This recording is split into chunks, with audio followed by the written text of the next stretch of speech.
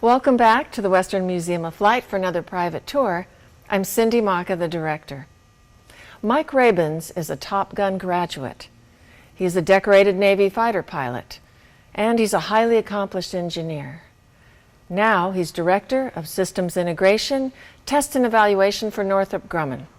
Today he's going to tell us about the F-14 Tomcat. Hi, I'm Mike Rabens. I had the pleasure of flying the F-14 Tomcat.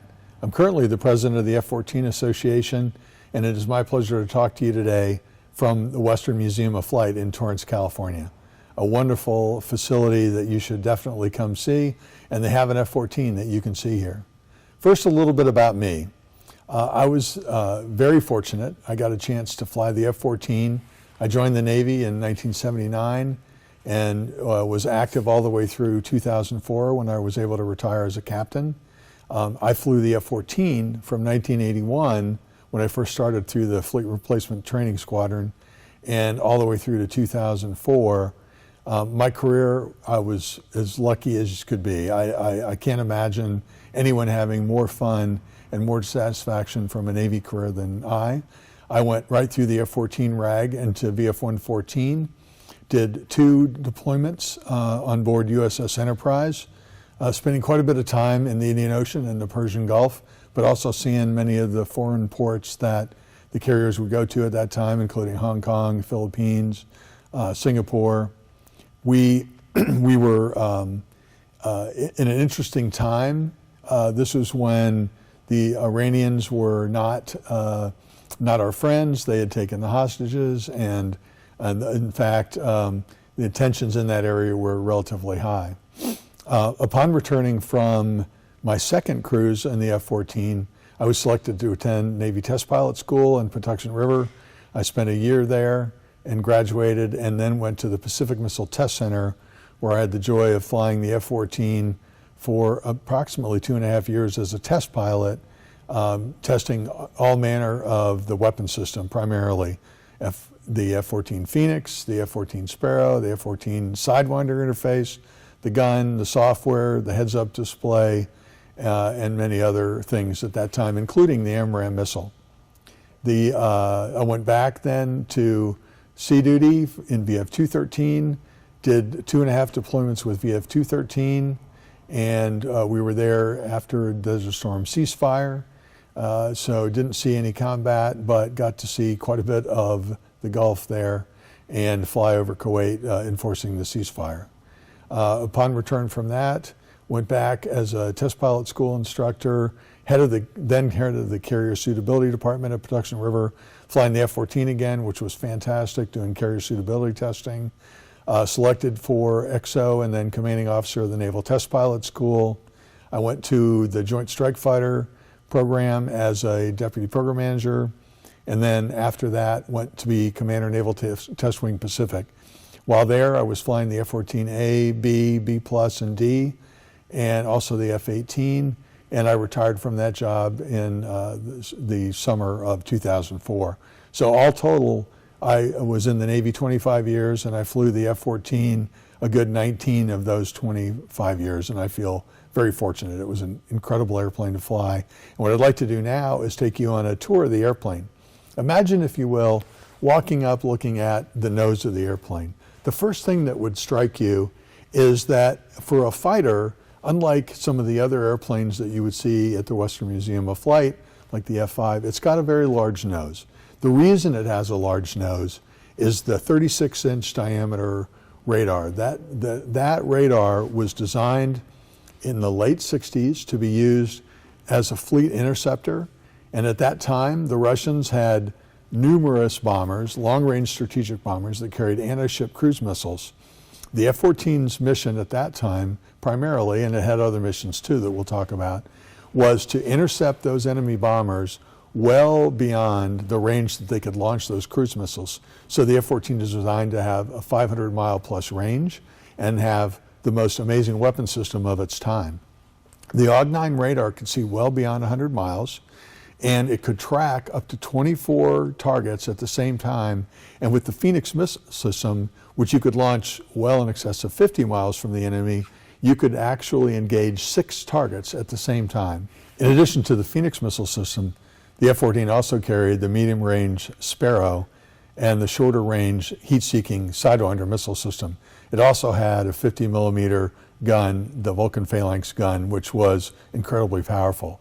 So unlike the F-4, which had a problem with MiGs in Vietnam, the F-14's internal gun allowed it to engage from the shortest range with air-to-air gun all the way out to the longest range with the Phoenix missile system. Imagine, if you will, looking at an enemy coming at you, which was the scenario the F-14 was designed against, with multiple bombers coming, with a division of F-14 Tomcats. You could literally engage up to 24 of those targets at the same time, 6 from each airplane. So a very, very powerful weapon system. Now, imagine if you were above the airplane looking down at it. First, you would notice that it's a fairly large airplane. In fact, the airplane is going to really jump out at you because, unlike most fighters, and only like the F-111, it actually had swing wing. So the swing wing design was allowed. It was in place so that you could go supersonic all the way up to Mach 2.4 to get out to where those enemy aircraft were coming at the carrier strike group, or with the wings fully extended, with just 20 degrees of wing sweep, you could make approaches to the carrier. Now, it was very important that the airplane be able to take these missiles out, but if not expended, to be able to bring them back and land on the carrier to save them for another day. So the F-14, with its swept wing, allowed you to have about 125 knots of approach speed with the flaps down and bring all those missiles back to the carrier. An incredibly important feature so that you could retain all that ordnance to use against the enemy. The other thing that you would notice looking down from on top of the airplane is the twin tails. Now, the twin tails allowed you to keep the height of the vertical tail short enough to fit through the hangar doors on an aircraft carrier. And rather than have one single very tall tail, it's got the twin tails, which gives you the stability needed to fly the airplane and to dogfight. The other thing you might notice is the very spacious cockpit. Unlike a lot of the other fighters of its day, both the pilot in the front seat and the RIO in the back seat, that's the radar intercept officer, had an incredible field of regard, and they could see well below the cockpit line, so they could look down towards the water, and they had an incredibly unobstructed view around them so that they could scan the skies for enemy aircraft. So all in all those things would jump out at you looking down from above the airplane. One of the things that you would notice if you were able to now get down with a low angle and look up under the belly of the airplane is that the tunnel, the area between the 2 engine nacelles, was actually quite wide. Now, that's where 4 of the Phoenix missiles would go, or 4 Sparrow missiles. But when it wasn't configured for those missiles, or even if it was with the Sparrow, it's a very aerodynamic shape. And in fact, the belly of the belly of the airplane provided 40 to 60% of the lift of the airplane. It really was a very efficient airplane too. Now, it was efficient in many ways. Aerodynamically, it was efficient because you've got the swing wing and you've got the tremendous lift provided by the tunnel of the airplane. It was also efficient because it incorporated a turbofan engine. The first engine in the F-14 was the TF-30. Now, the TF-30 was designed to be both fuel efficient and, with afterburners, push the airplane up to that Mach 2.4 speed. The F-14 was originally only going to have the TF-30 for an initial production run, and they were going to be replaced by a follow-on engine that was in development. That engine, in fact, had difficulties in development, and so the first in fact most of the F-14s were originally delivered with the TF-30. The TF-30 was not the ideal engine for the F-14. It had a tendency to stall at high angle of attack if you had side slip, and a situation you would often face in dogfighting.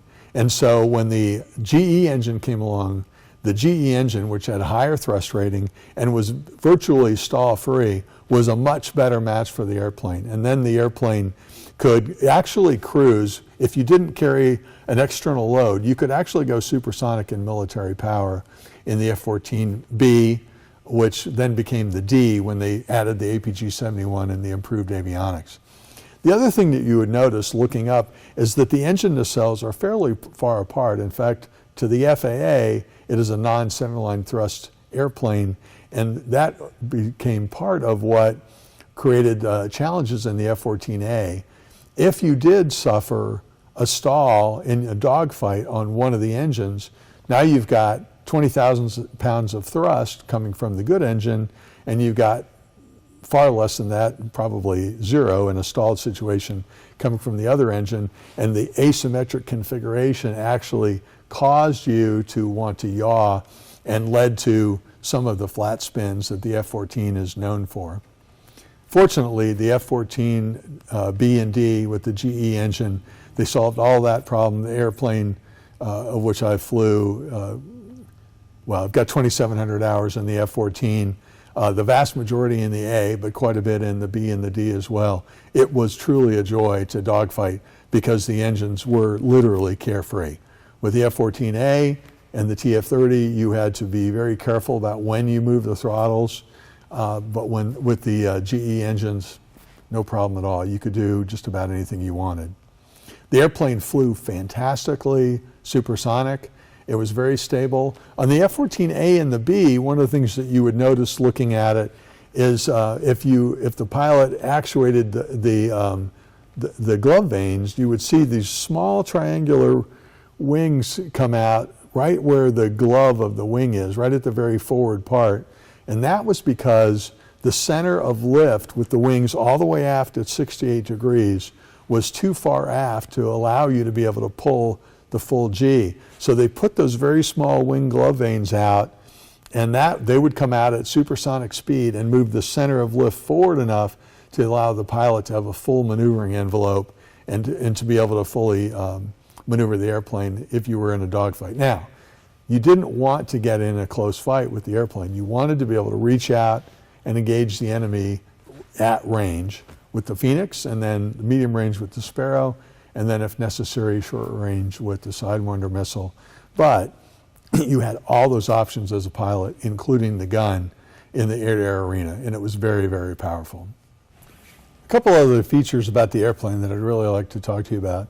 Again, it's a big airplane. The F-14 was one of the largest fighters ever built. And if you're doing a walk around, you'd notice several things. So we've looked at the airplane from the front, and we've looked at the airplane from the top. Now let's kind of walk along the sides. The first thing you'd notice as you start to walk back is you would look at those inlets for the engine. Now the inlets for a supersonic fighter can be very complicated. The air outside the airplane inlet is supersonic, but it has to be subsonic when it meets the engine phase, the turbofan. And so in the F-14, there was a complicated set of ramps that would deploy down, that would control the position of the shock wave, slowing the air from supersonic to subsonic. Those ramps were actually fantastic. Other airplanes do different things to control the airflow, but in the airplane that I flew, again, you had 3 ramps in each inlet, and you would see those clearly as you were walking up to the inlet. And then as you walk around towards the main landing gear, you would notice that, typical of Grumman Iron Works, that landing gear is big and beefy. And you have to imagine you're coming back to the carrier. Now, the takeoff weight of the airplane could be up to 73,000 pounds, and the landing weight was above 60,000, up to 64,000 in the latter days. So you've got all that weight coming back and landing on a pitching aircraft carrier deck with your intentional speed is about 600 feet per second. But with the heave and the pitching of the deck could easily be twice that. So you had to have a massive landing gear to be able to take those loads over and over and over again. The other thing that you would notice over there is that just below where the wing joins the fuselage, there were weapon stations, and you could carry two Sidewinders there, and a Sidewinder and a Sparrow. That was the typical configuration. You could also carry the Phoenix missile there, and so for your full loadout of 6 Phoenix, you'd have 4 in the belly, one on each wing station, and then usually 2 sidewinders. But typically we flew with 2, 2, and 2. 2 Phoenix in the belly, 2 sidewinders on the wing stations, and then 2 Sparrows on the wing stations as well. And so you could reconfigure the airplane for the mission, which was very, very good. Later on, we flew with the Lantern on one of those wing stations, giving the airplane a night precision strike capability that became to be very valuable in the final years of the F-14. Now, as you continue to walk around, you see these massive stabilators, and they were differential stabilators. The airplane had no flap. It has flaps. It has spoilers, vice ailerons, and then as you walk aft, you see these large stabilators. At the time that I got my wings, I was flying the A4 Skyhawk, and the stabilators on the F-14 are almost the same size as the entire wing on an A4. It gives you a sense of the scale when you're looking at it. Of course, now you've got the big stabilators, which if you saw the pilot doing the control wipeout, move quite a bit and differentially. You got the large vertical tails. You come around the back of the airplane and you see the hook that catches the cross-deck pennant, which is what brings you to a rather quick stop when you land on a carrier deck. A takeoff roll on the carrier deck is 300 feet, and the landing on the carrier deck is about 375 feet. So you're bringing a big airplane to flight very quickly, and you're bringing it to a stop very quickly with the arrested landing. If you continue around the airplane, the other thing that you would notice is that if you're looking through the tails from the back end, again, you've got a very large speed brake that was very useful in controlling your descents into the carrier and for the landing pattern, and then that huge, massive tunnel. And really that view of the tunnel gives you a sense of why it creates so much lift. It's really a massive area under the airplane. The airplane was an absolute joy to fly. The stick motion was very well harmonized. You could fly the airplane and depending on what the configuration was, different control surfaces would move. Eventually, they put a digital flight control system in the F-14, which was not fly-by-wire, but was a greatly enhanced stability augmentation system, which would allow you at the lower speeds to use primarily wing flaps and the direct lift control of the spoilers. That was where the spoilers in unison would go up and down to control lift on the carrier approach. And then at high speeds, once the wings were aft to 57 degrees, the spoilers actually stopped working, and all roll control was from either the rudders or from the differential tail movement. So a great flying airplane in the carrier pattern with the digital flight controls. It was an absolute dream to come back. And one of my favorite memories was doing carrier suitability testing, where we'd go out to recertify a new carrier deck, or to recertify new catapults or resting gear, or to modifications of the airplane. And flying the F-14 around the ship just became a joy with digital flight control system. Daytime, always a joy. Nighttime, not so much, but the digital flight controls made it far better there. The airplane was really a marvel of engineering, in my opinion. And to really appreciate it, you should definitely come down to the Western Museum of Flight, go see the airplane on display, and to look at all the other things here. It's a great tour of the history of aviation. We've got tremendous equipment from Douglas Aircraft Company, which was located here, Northrop Aircraft Company at Hawthorne Airport, located near here, and at Long Beach. They have just a tremendous amount of fantastic equipment on display. You can learn a lot about aviation, and you have a chance to see the F-14, the best fighter ever made by the United States. Thank you very, very much.